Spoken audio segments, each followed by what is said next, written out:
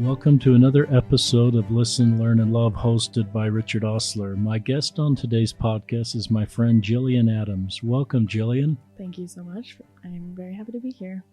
We're glad you're here. Just a little bit of background on Jillyan, so you know, an introduction for the podcast. Jillyan is 26. She is gay. She's in a same-sex marriage. Her wife's name is Cassidy. They've been married for about 2 years. Jillyan will talk about her story as a gay Latter-day Saint growing up and coming to terms with her sexual orientation, and talk about how their LDS family continues to keep the family circle together, even though Jillyan's not living a life within the doctrine of the LDS Church. Some people would say, well, why are you doing a podcast with someone that's left the church? Because my podcast is trying to be church supportive, and that's a fair question. I don't invite, and I don't think Jillyan does either, we're not inviting anybody to leave, and I would invite everybody to stay, but I think it's okay to hear everybody's story. I don't like to bring people on the podcast that are, against the church and want the church to bring down. Jillyan, before we started, talked about how she's respectful of her LDS friends and honors them as they continue to stay in the church, and I think just kind of wants permission to live her life the best way that she can. So I try to humanize people that need, I think, humanizing. And so I think hearing Jillyan's story helps humanize our members that have stepped away and can still see their good as the same members of God's family.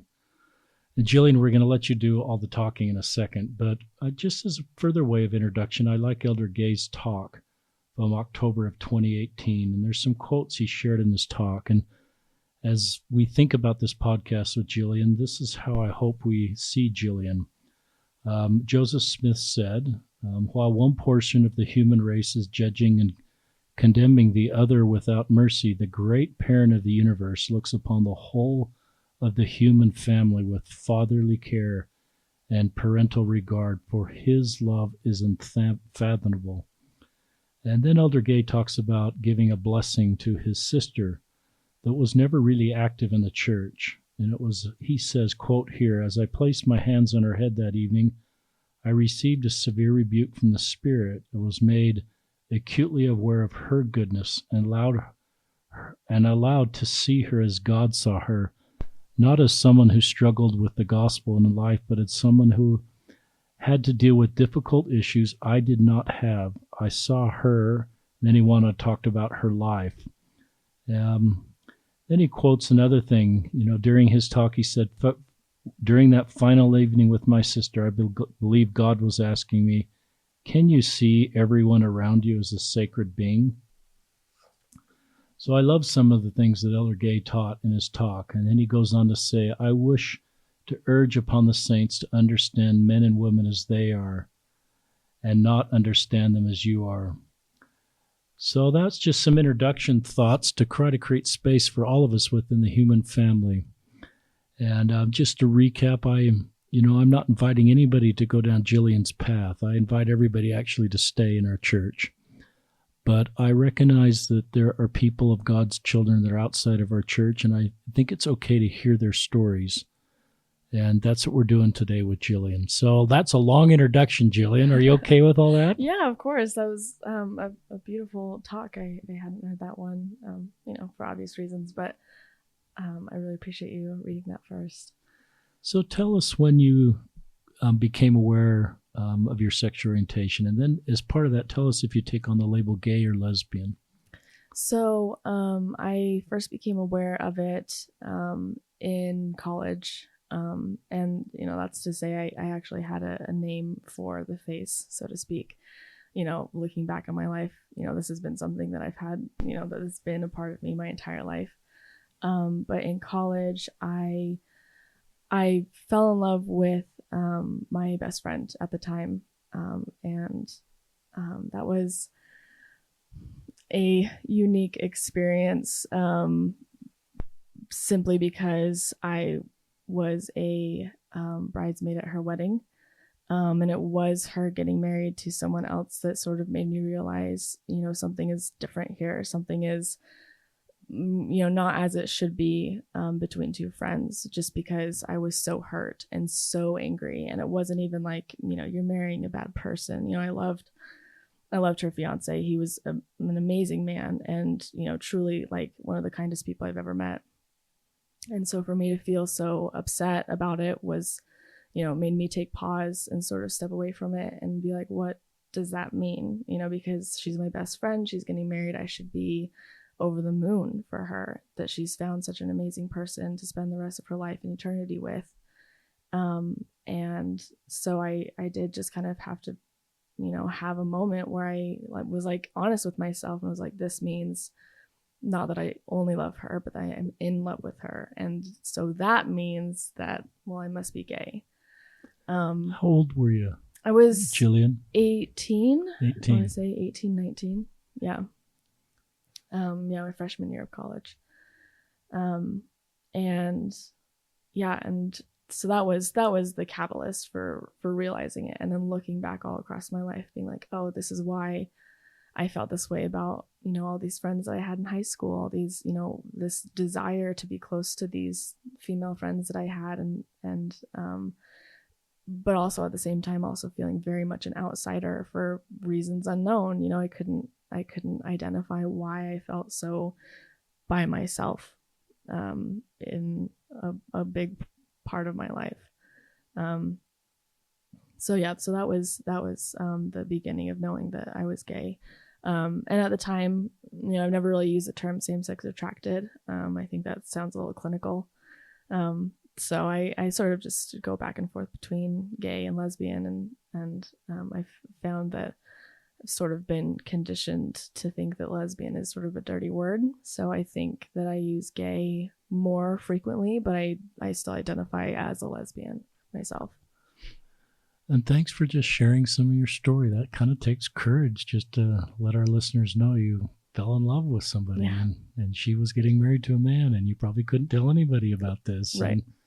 And you're sort of having to deal with all these feelings and it probably in a very closeted way where you did you talk to anybody? I did talk to a counselor. I was at BYU at the time. So I went through their free counseling program. And I actually don't know how I heard about that, but for anybody listening who goes to BYU, there is a free counseling program. And you can tell them anything. Good. I talked to him about being gay, and he was not judgmental in the slightest. He was extremely sympathetic, very, very kind about it. And it was helpful to have someone to talk to at that time, because I wasn't sure who I was going to tell. I certainly didn't want to tell any of my friends who were also attending BYU.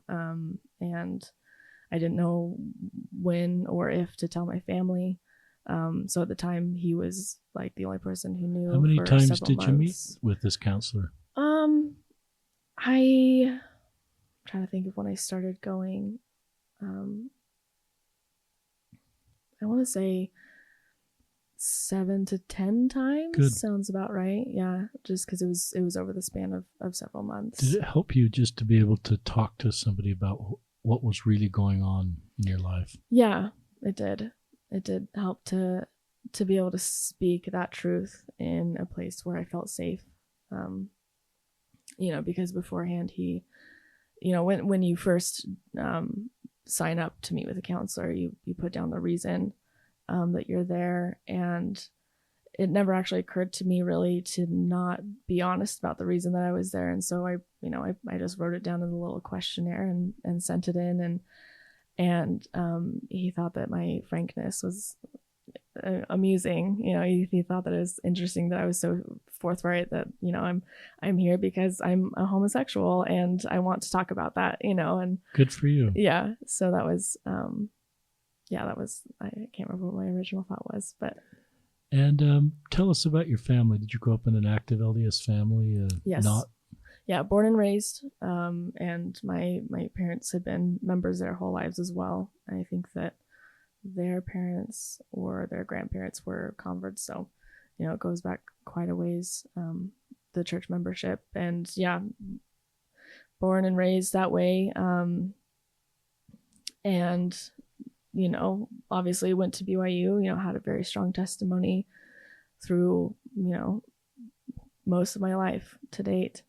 And yeah, that's, because of that, it was a pretty painful journey to get to the point where I felt that the next best step for me would be to leave the church.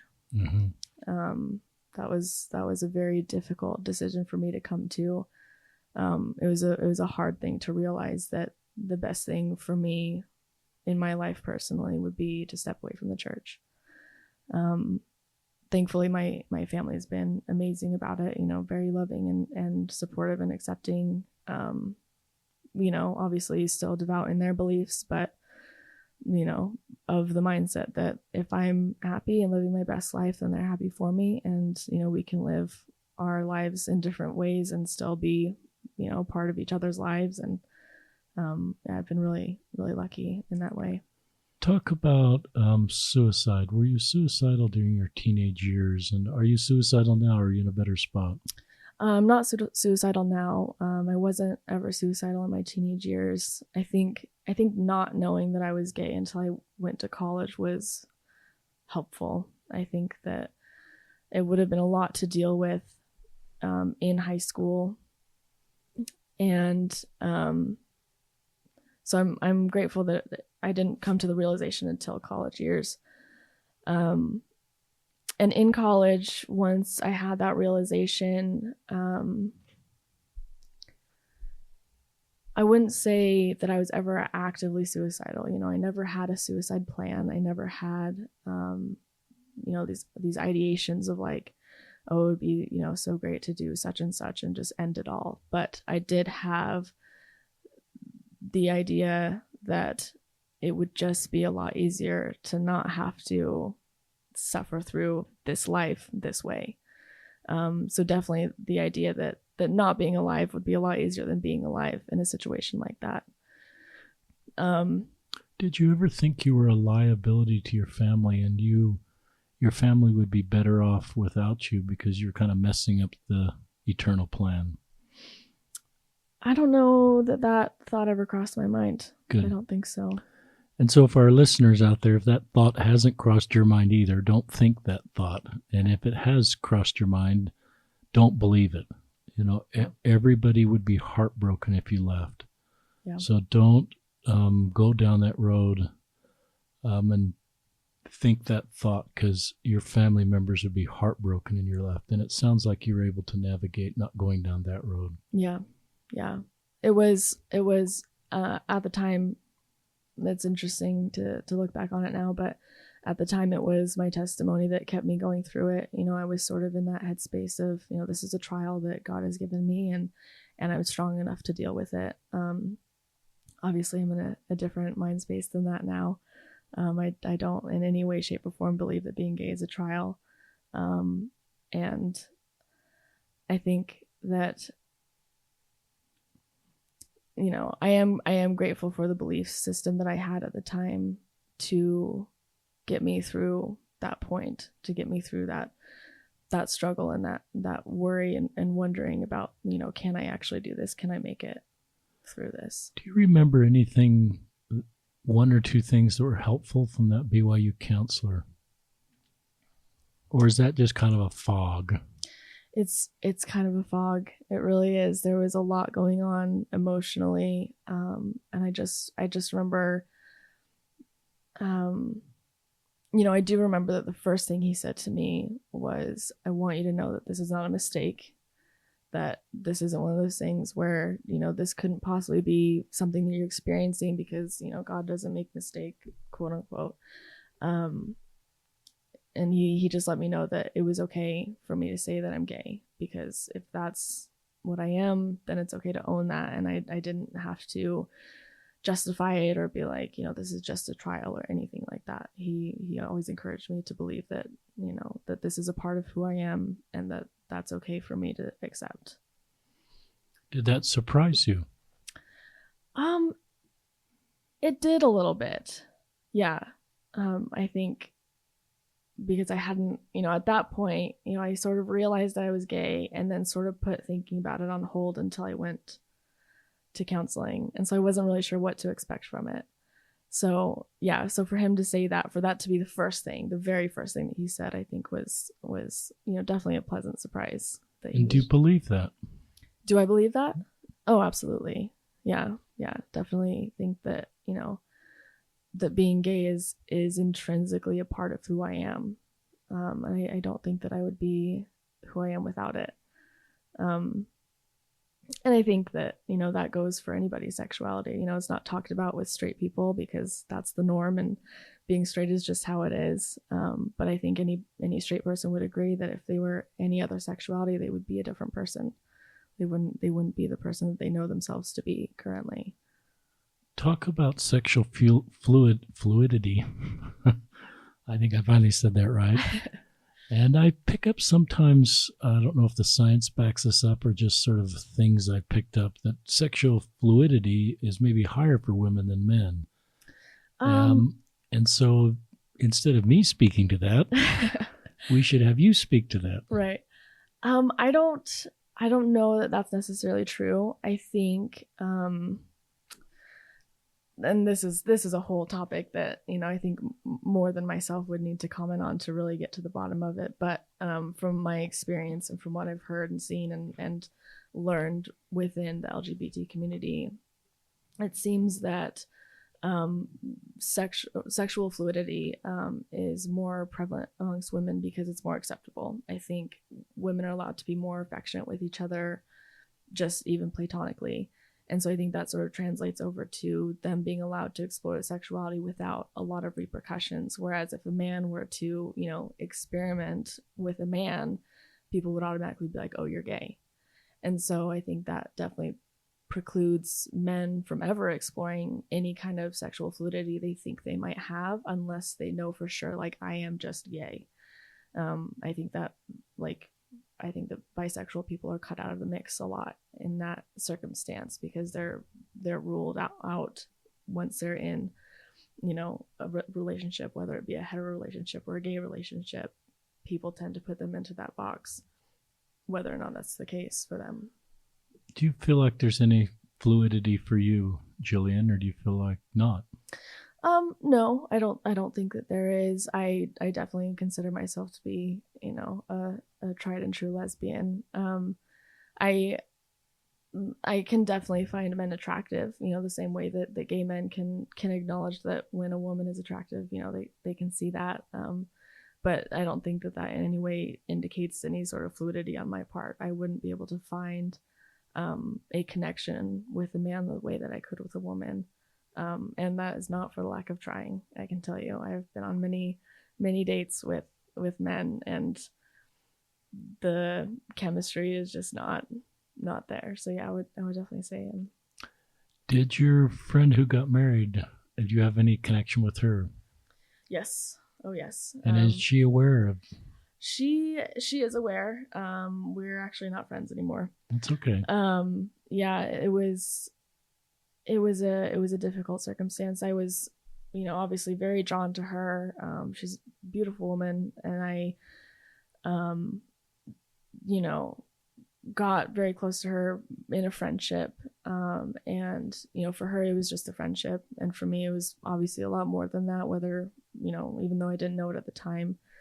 But yeah, there was for me that spark and that chemistry of I just want to spend all of my time with you. And I don't really care about spending time with anybody but you. And so I think that a lot of people would recognize that as romantic feelings, when you really don't want to be with anybody but that person, that's a romantic attraction. So for me, that was there. And I think for her, she just thought that we were really good friends. That's so honest. It takes courage just to talk about that. There potentially is a lot of shame in just these feelings. And I think listeners I've heard so many stories of someone sort of falling in love with a straight person, and it's just, and neither of them, the straight person, is unaware of what's really going on. Right. And it's it's a shameful situation for the non-straight person. How did you navigate the shame and just feel okay about this and move forward? I mean, for a while, there was a lot of emotions going on. There was kind of an embarrassment of, I'm so dedicated to you and to this relationship, and you're not, like that could lead to anger and frustration, which it absolutely did. There was that anger of first, before I realized that I was gay, the anger of how can you just like go and spend time with this guy, when we've, I'm the person that you spend all of your time with, we share everything, including almost all of our time together. And, how can you just like turn around and give this to someone else, because it was very precious to me. It was very sacred to me because I was in love with her, and I was giving her my time, like as a token of my affection. And the anger came without me really realizing what it was at first. And then after realizing that it was romantic affection that I was feeling, it was like, okay, I'm angry because, I feel that I have given you all of this and all of myself, and you just turned around and gave all of that you had to some guy who just, showed up. I'm so sorry. What was the original question? No, you've answered the question. Okay, yeah. One of the things that comes to my mind is to learn to justify anger. Mm-hmm. I think it's a secondary emotion to it pain. Is. Yeah, absolutely. And I think where agency comes in is what you do with anger. Mm-hmm. How did you get over the anger? If our listeners are, for whatever reason, they have anger. It took me a really long time. I'll be honest about that. It wasn't the most graceful process for me. Okay.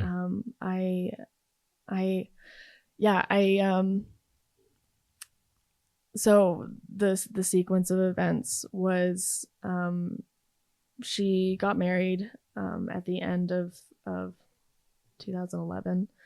And then in January of 2012, I went to basic training for the military. And that's cool. Oh, thank you. Thank you for your service. I think you spent 7 years or 6 years. Yeah, 6 years in the military, in the Army. Yeah, that's really cool. Yeah. So I went to basic training, and this was before telling her about my feelings or anything, and still feeling really weird and really hurt about it, but just trying to play it cool. And she was in the newlywed stage, so she didn't pick up on anything. So I went to basic training and just had 6 months to just not worry about it. Had a lot of other things to focus on, and then when I came back, she and I were actually in the same unit because she had gone through the ROTC program. And when I came back, I was giving her the cold shoulder, and I didn't want to talk to her when, we were doing, exercises on the weekends together. And she noticed and called me out. And so I was like, okay, well, I need to talk to you then. And I need to talk to you privately, because this is something that obviously, I can't keep under wraps anymore. Not that I was doing a good job of it to begin with. But yeah, so one day I just went to her house and just let her know I'm gay and I was in love with you. And she said, that's okay, and I'm sure that it wasn't meant in any sort of malicious way, but for me, it was like she was accepting an apology, which was not what I was giving her. I was not giving her an apology. I wasn't apologizing for being gay or for being in love with her. I was just telling her that to say the friendship that we had was a lot more for me than just a friendship, even though I didn't know it at the time. And, so when she said that's okay, and I was like, no, you don't understand. I was in love with you, and now you're married to someone else. And I don't think I can just, shrug it off and move on and still be really close to you while you have, this marriage and build a family with someone who isn't me. And so, I don't think she really understood that. I think she was hurt by it, which I totally understand, because it was sort of, out of the blue for her. And so from that point on, I didn't really see her much or talk to her, and she moved away shortly after that, and I haven't really been in touch with her ever since. And I had a lot of anger about that for a really long time, for several years, which I don't recommend. It's not a pleasant experience. I think that it was okay for me to be hurt by what happened. And, honestly, I think wounds like that sort of just need that time to heal. But I think that I did keep revisiting what had happened between me and her, and attributing a lot of my, pain to that incident, that specific incident. And I think that I could have let it go and just sort of tried to heal and move on a lot sooner than I did, which I think, being the person that I am now in a situation like that, I think I would have been able to. But, it is what it is. And it was a learning experience and a growing experience, if nothing else. The thought came to mind as you're sharing with our listeners, Jillyan, this experience is you have a lot of empathy for this former friend of yours. And it generated a lot of anger. It's sort of like a paradox that both of you recognize that she was, I think you said, out of the blue and maybe not prepared to know what to say. Right. And you wish she had said, different things than she said, and fully realized what this relationship meant to you. Right. And the grief you were going through. But you had some sort of empathy that it was hard for her to do that, but it didn't. But then generated logically a lot of anger. Right. Because of just the pain of this situation, that the hopes and dreams and the reality was just not attainable. Yeah. And so I just appreciate you sharing that. I don't know what, I would invite our listeners what you can learn from that. I don't, I think it's just important to hear people's stories. And if we're in these situations, we're unaware that a situation that we're potentially involved in that has caused pain in others, that we're completely unaware of that and maybe not at fault. And we become aware of that to try to, I think our natural defenses is to not honor someone else's feelings, right, or to minimize their feelings. But I guess the thing I would try to do, and I'm not sure I could do this, is just to try to listen and truly understand. I've been caught off guard a few times when someone has opened up to me about like a work situation or a relationship situation at work. I can remember a few where I was just kind of stunned that what I had done, maybe innocently, had actually caused so much pain. Maybe I blocked these out of my mind because I can't remember them, but I just know they've happened, Jillyan. Right. And so I think there's learning in that experience. Yeah. And I don't know if it's practical that you would stay friends. Sometimes I think relationships that change and people have moved on, it's almost more painful to stay friends. I'm not sure there's always a way to do that because it kind of re-traumatizes. I don't know if that's the right term. Do you think you could have stayed friends, or do you think it was just better for both of you to move on, even though that probably generated anger? I think it was best that we did move on. I think that a lot of our friendship was founded upon me being, to quote Grease, hopelessly devoted to this woman, and giving her a lot more affection and really sacrificing a lot of my time when she didn't return that sacrifice. It definitely was an unbalanced relationship. And so I think that, I don't think that it feasibly could have continued that way, for, obvious reasons. If I had just pulled myself away from the romantic aspect, I think that I wouldn't have been the same friend to her as she would have expected me to be. And I think that I wasn't my best self when I was around her because I was so focused upon, making sure that she had everything that she needed, at my own expense. Would your older self go back and tell your younger self, if your older self could talk to your younger self in this relationship, what would you tell yourself? Oh gosh. If that question made sense, Jillyan. No, it does. I don't know.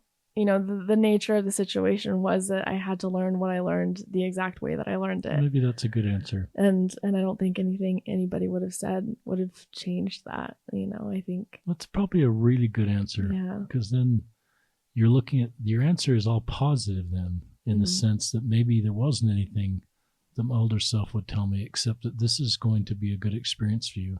Painful, but a part of your beautiful life journey. Yeah. Yeah. I've heard a few stories of, college age men and women that have close interaction that have one's straight, one's not straight, and the straight one not picking up. And so if that's part of your journey, and you're not straight and have kind of fallen in love with a straight person that's under the umbrella of a friendship, I'm not going to give you any specific advice, but I think it's good to sort of be aware of what's really going on in the relationship and talk to God and ask God what you should be doing in that relationship. I've heard some of the most difficult, potentially suicide situations from a couple have opened up to me how difficult it is to be in love with someone who considers it a friendship and not being able to share that paradox with anybody and how difficult that is emotionally. So if you're in that kind of a box, you've got to do what Jillyan did. You've got to find someone to talk to. Yeah. And I would add to that, to take care of yourself first. Always give yourself the most energy. Don't ever give anybody else more energy than you give to yourself, because you are the most important person. And at the end of the day, it's going to be you that you have to live with your entire life. And so you should treat yourself, as your eternal companion, because that's exactly who you are. And you deserve all of the love that you can muster, more than anyone else does. And that's, I think, if I were to go back, that's what I would tell myself. That's great. Even though you've stepped away from the church, are there still doctrines or parts of the church that you really love? Yeah. Share with our listeners any of that. I mean, I believe in the concept of eternal happiness. I believe in a plan of happiness. Obviously, I fall outside of the jurisdiction of the plan of happiness as it is taught within the church, but I do believe that there is a plan of happiness for everybody. I think, no matter who you are, no matter where you are in your life, I think that, happiness is the point. Happiness and joy, man are that they might have joy. I've always believed in that. And I think that that is the point of being here, is for us to find our happiness. And, I absolutely respect, and love the people who find their happiness within the church. My in-laws are some of those people. They, absolutely just rejoice in following the gospel and partaking and participating in the church. And I think that that's, if that is for you, that is absolutely wonderful. And I think that is something you should, pursue. I think at the end of the day that your own personal happiness is what matters the most. It's very kind. And I guess, you've just extended this kindness to people in the church, mm-hmm. and recognize that is bringing them great happiness, and you recognize that. And I guess I hope, I and others extend the same courtesy to you and just see you as a fellow human trying to do the best you can in your life and have a partner, a wife, and sort of not demonize you or not put world problems at your feet, and try to see, your service in the military and the other things you're accomplishing, and just live this commandment, to love thy neighbor as thyself. Yeah. And for a lot of LDS people, including me, it's a harder space, right? And sometimes it's easier for me to love people that have never been involved in our church, but people that have stepped away and people that have stepped away into a same-sex marriage, mm-hmm. that for some reason is a harder thing to do. Right. So I think this is maybe a good podcast for all of us to know how to navigate this space. Yeah. Talk about, this is a tangent. Tell us mm-hmm. about the military. Did you love your time in the military? My time in the military was a mixed bag. I think I wouldn't trade it for anything. But given the chance to do it again, I don't know that I would take that chance. It was, again, part of my journey. I think it was definitely not a mistake for me to join the military. I think it was really important and an integral part of me growing up, and learning more about myself, especially that basic training portion of it, just because it was so mentally and physically taxing, that, coming out successful on the other side was, it was definitely a trial by fire.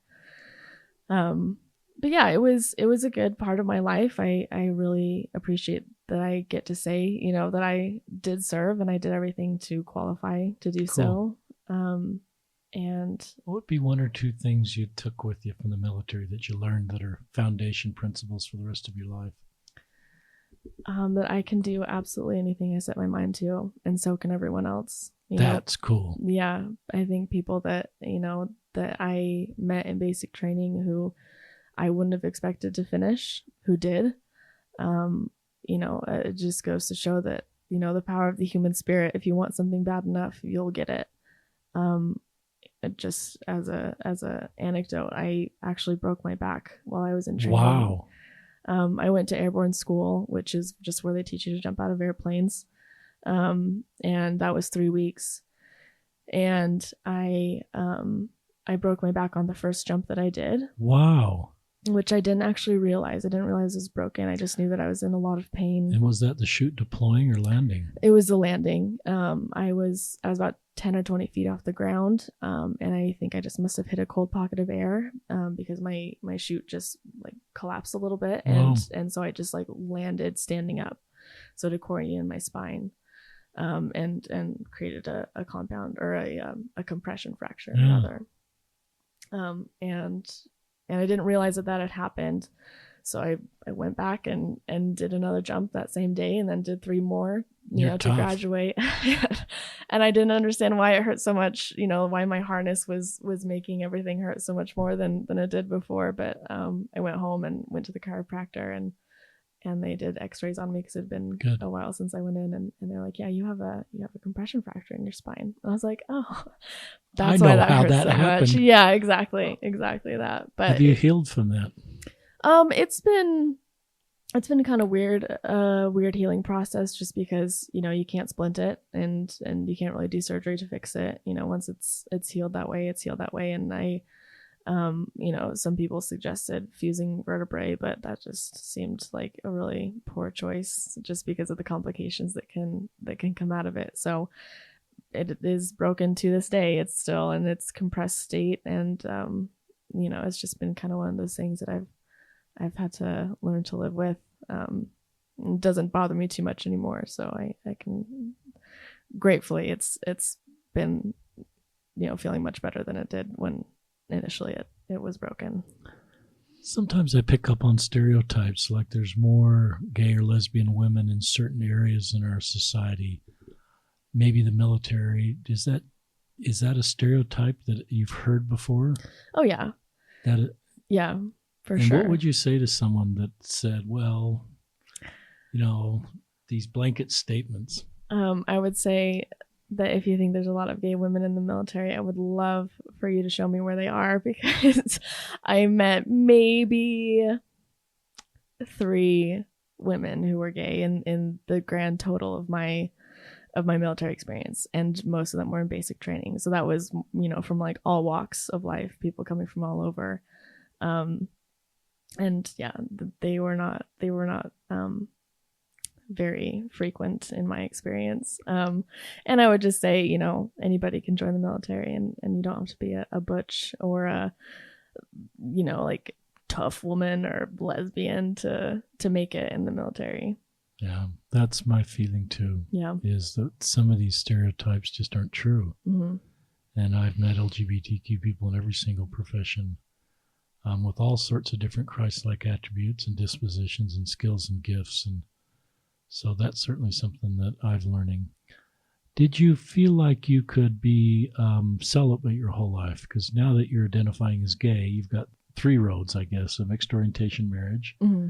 no marriage, and just I'll be celibate, or a same-sex marriage.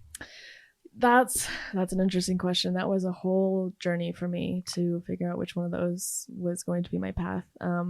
For a long time, I gratefully never burdened myself with the idea that I would ever be not gay. I never believed that it was something that God could take away from me, and I really, even in the worst of times, I didn't want it taken away.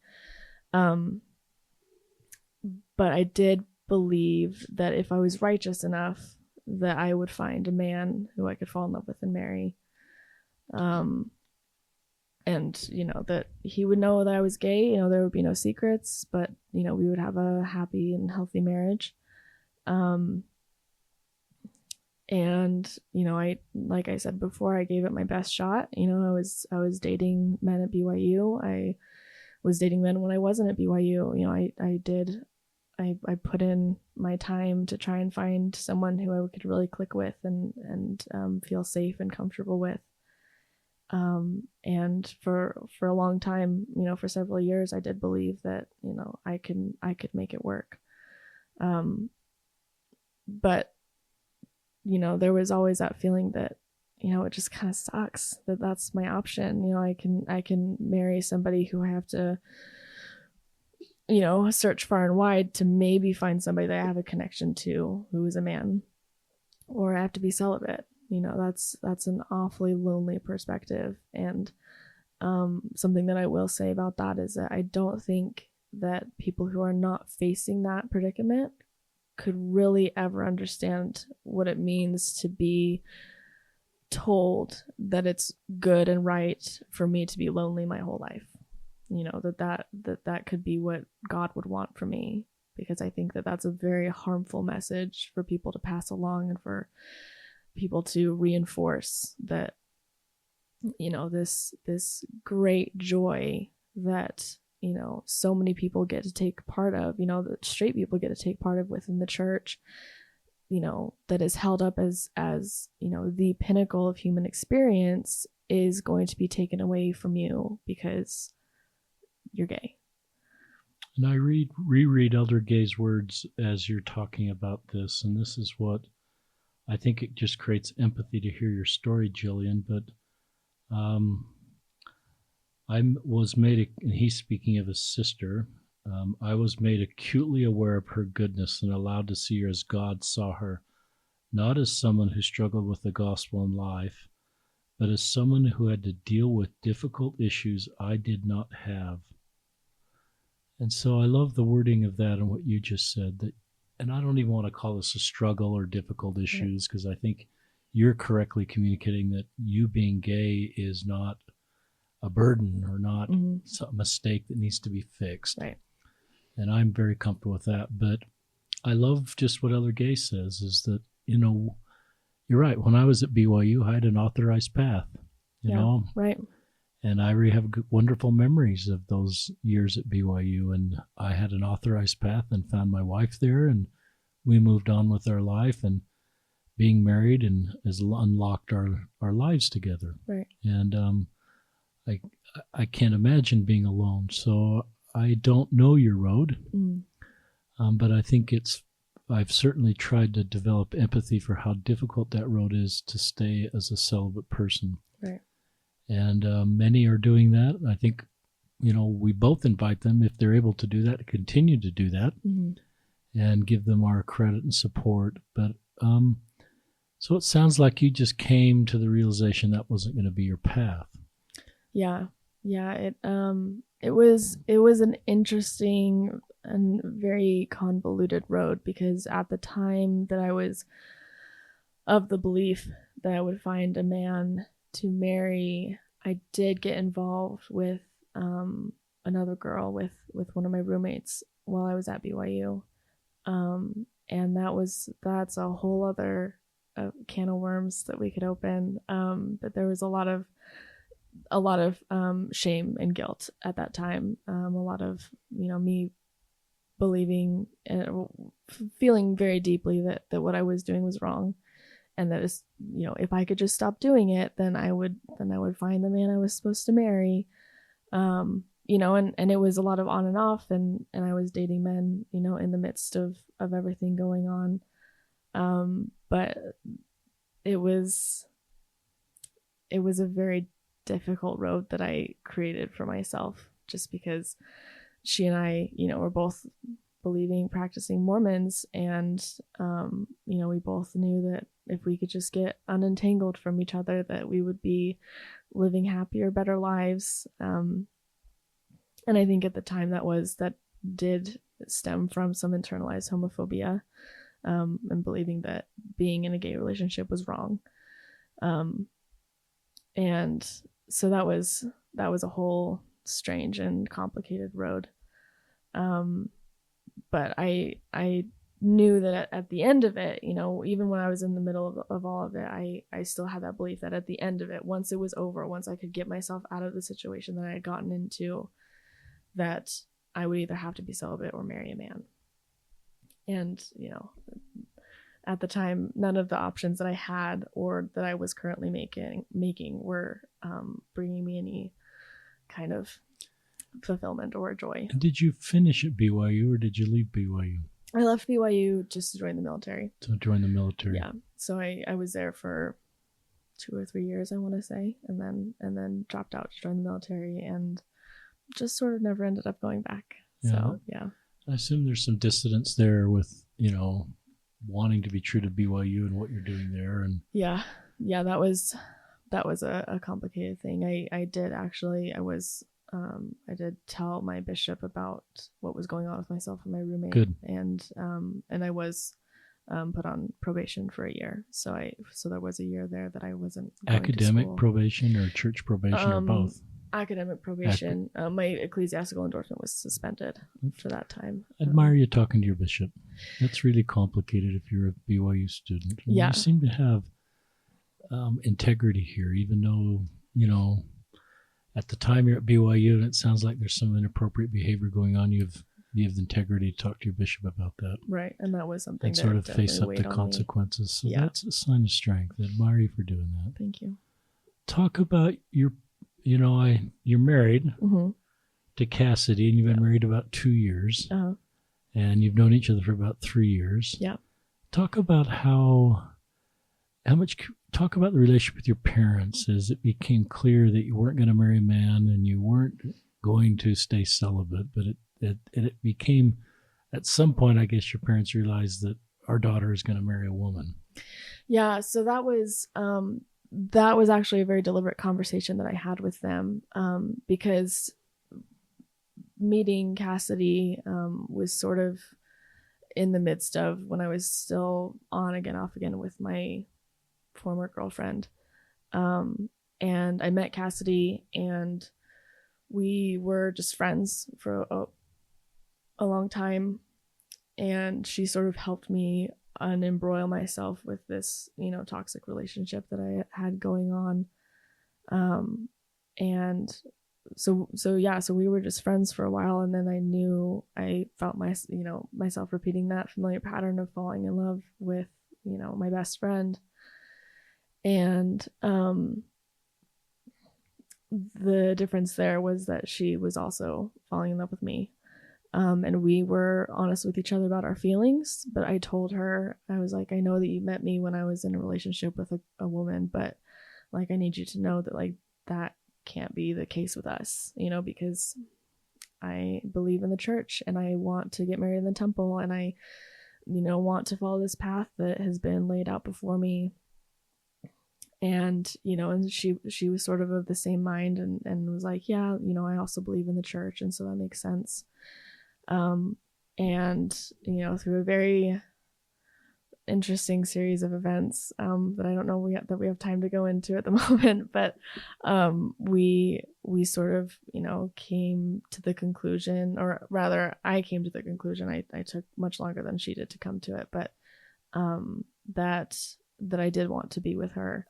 And so we kind of just made the decision to push forward in a relationship. And so I was really nervous to tell my family. I refer to this as coming out a second time because they already knew that I was gay. I had come out to them years before, but at the time I had told them, I'm either going to be celibate or I'm going to find a man to marry. So, telling them that actually I'm going to be with and marry this woman felt like a much bigger coming out than the first one. And so I told my siblings first. Went up to my sister's house in Idaho, and it was over a holiday weekend or something like that because we were all there. And I sat them all down and I was like, this is what I'm going to do. And Cassidy and I are going to be together. And I just wanted to let you know, because I know that I told you before this that wasn't going to be the case, but now it is. And I just sort of laid it all out there. And they're like, well, it's about time you told us, because, they're like, we know that you and Cassidy are very close, and it had seemed like, like, the chemistry was there, and so we were kind of just waiting for the announcement, and so they were just like, if you're happy, we're happy, and so that was good. And then I told my mom, just gave her a call, and she was very supportive. We had to talk about just a lot of things, but the conclusion of it was just that she trusted me to know myself and to know what I wanted to do, and that she was happy for us. And then I told my dad, which was the harder of the conversations, because he's very very devout, practicing, believing member of the church, I just knew that it would be a little bit harder for him to hear. So I just gave him a call, and I kind of just like spilled it all out there, sort of just word vomited and rambled on a little bit. And then after all of it, I just said, you don't have to respond right now. You don't have to talk to me about this right now. I want you to take your time. You can think about it. You can process. That's a great thing to say. Yeah, because instead of saying, "What do you think?" because it gives them time to process it. Right. It's very thoughtful, Jillian. Yeah, and I just felt like my dad's the kind of person who likes to ponder. He likes to ponder and think about things, and so I just wanted to give him that space, and so I just said that outright. I was like, "You don't need to respond to this right now. You can take however much time you need. You have the information." And he was like, "Okay. How is the work going?" And I was like, "It's good." And he's like, "Okay, well, I'll talk to you later." And I was like, "Okay." And about 2 weeks later, he called me, and he told me that, he hadn't really thought about having a gay daughter because because when I had come out to him, it had been, the coming out had been, intermingled with, but don't worry, I'm still in the church. I'm still, practicing, and I'm going to marry a man, and it's going to be fine. And so he hadn't really thought about it before. And he was like, I've been doing some research, and I've, been looking up stuff about, Elder Christofferson's brother, and, just like, getting informed and all this stuff. And at the end of it, he was just like, I really appreciate you giving me the time to think about it, because I needed that time. But, if you are my daughter, and you will always be my daughter, and that comes first and foremost. And if you are happy, then I'm happy with your choices. And how did that make you feel? Just so relieved. It was an incredible weight off. I didn't think that he would respond. I didn't think that he was going to disown me by any means, but I was worried that it would alter our relationship somehow. But if you threatened to disown you, would that have stopped your marriage? No, definitely not. I love my dad. I love my family. But I feel like, after a certain point, staying true to who I am and the decisions that I'm making is, bigger and more important than any other relationship that I will ever have. My relationship with myself comes first.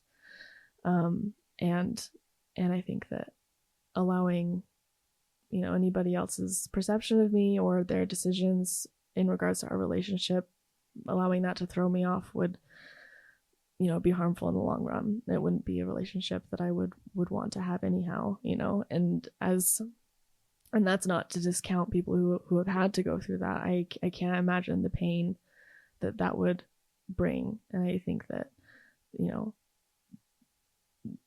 I'm grateful that's not an experience that I've had to go through. But yeah, I think that I would have still made the same decisions regardless of anyone's response.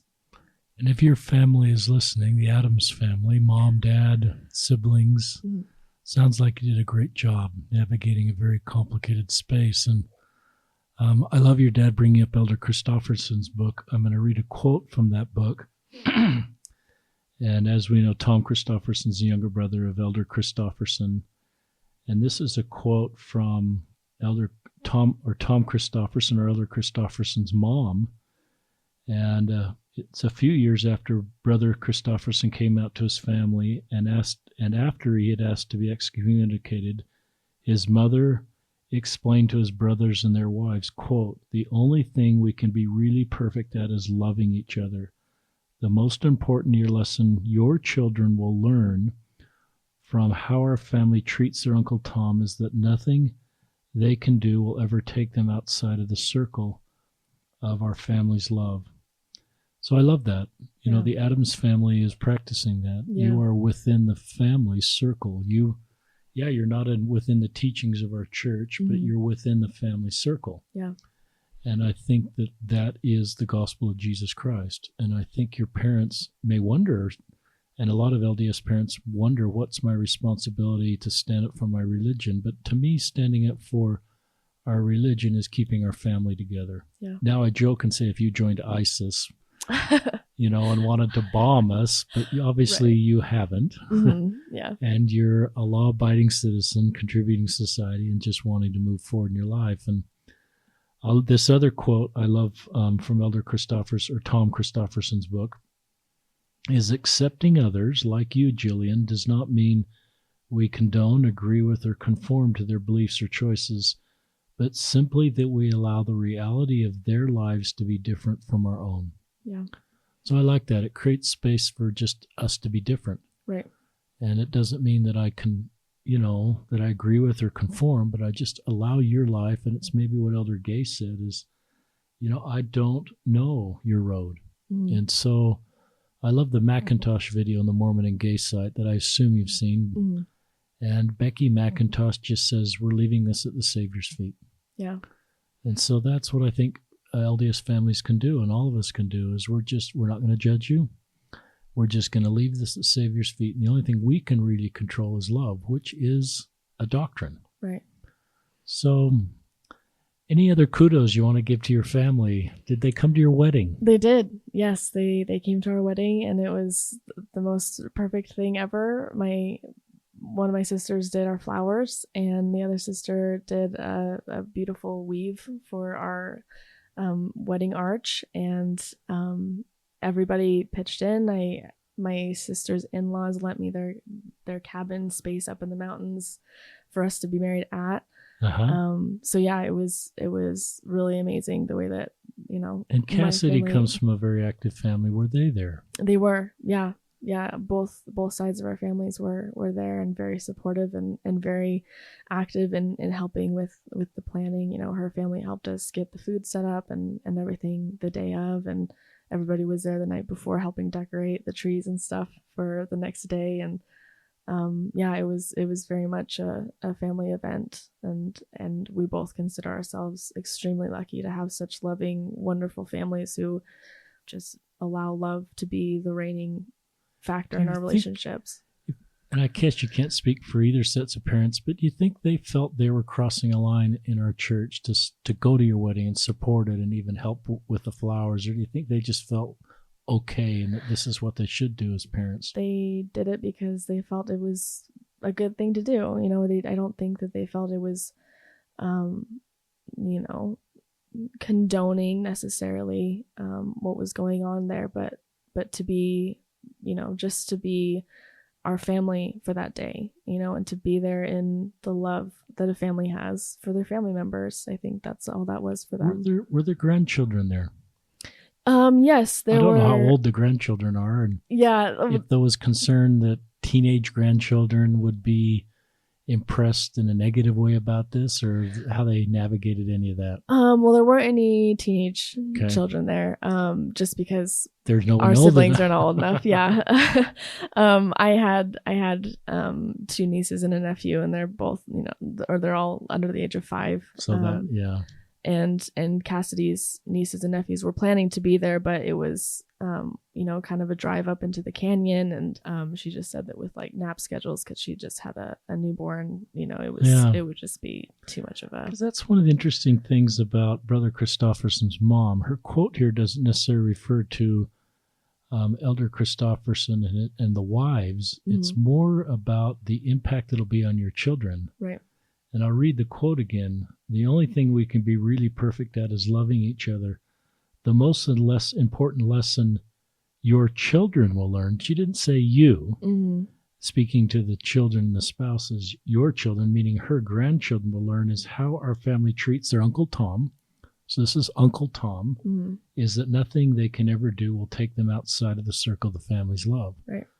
And so I love that. And the principle that, that's created in both of your families, that they love you. Yeah. And I think that creates a culture that, we can talk, that my parents, grandparents love me, and whatever road I'm on, they're safe to talk to because they've shown this love to you and your wife. Yeah. Yeah. So I think there's principles that happened in your family that brought your family close together in a real and authentic way, even though it's complicated space. Right. I don't know if did someone walk someone down the aisle? I've never been to a same-sex wedding, to be honest. We walked each other down the aisle. And I mean, it was outdoors. It was really just like in this forested area. So, the aisle is figurative, of course, but we walked each other to the altar. So okay. we kind of just, decided that we didn't really need to follow convention of father giving daughter to groom or anything like that. So we just, we were going into it together. And so we wanted to walk into it symbolically that way. Yeah. Any other thing, we're kind of coming to the end of the podcast. Any other things you'd like to share with our listeners, Jillian? I don't think so. I mean, are you happy? I am happy. Yeah. I think that's. Do you feel like you're able to accomplish your life goals having a partner in your life? Yes. I think more so than I ever expected. I think that, there was a lot of loneliness for a few years there, and that has completely gone away. And I think that, I have done it my way. I've done it on the path that I'm on. And there's definitely been some pain and hardship along the way, some self-inflicted and some not. But it's all led me to where I am right now. And I'm incredibly grateful for the journey that I've been on. And I am really grateful to you for letting me, come here and share my story. Because I think it's really important for, us to just start opening a dialogue of, there doesn't have to be animosity and judgment between people who have chosen different paths in their lives. I think it's important to, like you said at the beginning, to not vilify people who are outside of the realm of our understanding, and to just allow things to be as they are, and just allow love to be the one thing that matters the most. I think that is the thing that I've taken away from all my life experiences, is that love is what matters and that everything else is kind of secondary. Those are really good thoughts, Jillian. And I love what you've done. I think you've been very sensitive to your family in this process. And I love some of the things you've done. I invite every LGBTQ person, and sometimes you've got a family situation that's different than Jillian's, where there's not as much understanding, but I think it's a two-way street. And I think your parents and your family have learned and grown, and I think you've done a good job of giving them space and trying to just keep the communication channels.